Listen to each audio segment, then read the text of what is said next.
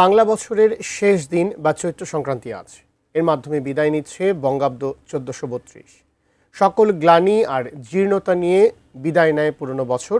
নতুন আশা, নতুন স্বপ্ন নিয়ে দুয়ারে কড়া নাড়ে নববর্ষ।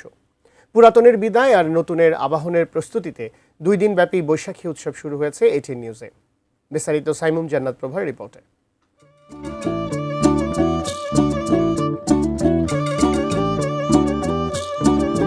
আমাদের বকুল তলায় ভিড় জমেছে।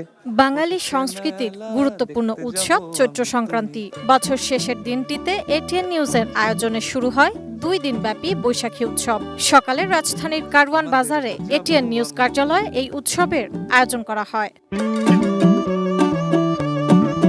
অনুষ্ঠানে এটিএন নিউজের chief financial officer and company secretary Khandaker Hossain Ali, chief operating officer, head of sales, marketing and HR doctor Al Amin Khan, সম্প্রচার বিভাগের প্রধান Pinaki Ray, editor input Gias Ahmed, chief reporter Arif Hossain সহ প্রতিষ্ঠানের সকল বিভাগের কর্মকর্তা কর্মচারীরা উপস্থিত ছিলেন। বাংলার নববর্ষ আসছে এবং একটা বছর আমরা পার করলাম। আশা করি ইনশাল্লাহ আমাদের সামনের দিনগুলো অবশ্যই ভালো হবে, সেই চেষ্টায় আমরা সবাই করছি। পহেলা বৈশাখ পুরনো বছরের ব্যর্থতা ভুলে নতুন স্বপ্ন নিয়ে আসবে।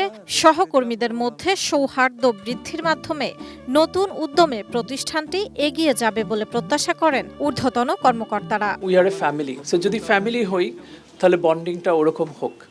আজকে সেই ফ্যামিলির ধারাবাহিকতায় আমাদের এই ছোট্ট অ্যারেঞ্জমেন্ট, আমরা সবাই মিলে এটিএন নিউজের জন্য যার যে রেসপন্সিবিলিটি সেটা করি।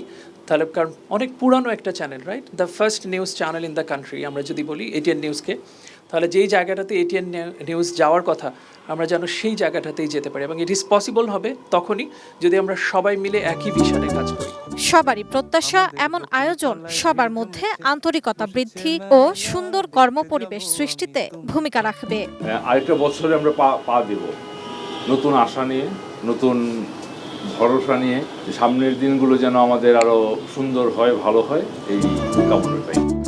হরেক রকমের ঐতিহ্যবাহী খাবার আর মৌসুমী ফল সম্ভারে এটিএন নিউজের আয়োজনে পৃষ্ঠপোষকতা ছিল ডিফেন্ডার হোটেল অ্যান্ড রিসোর্ট লিমিটেডের।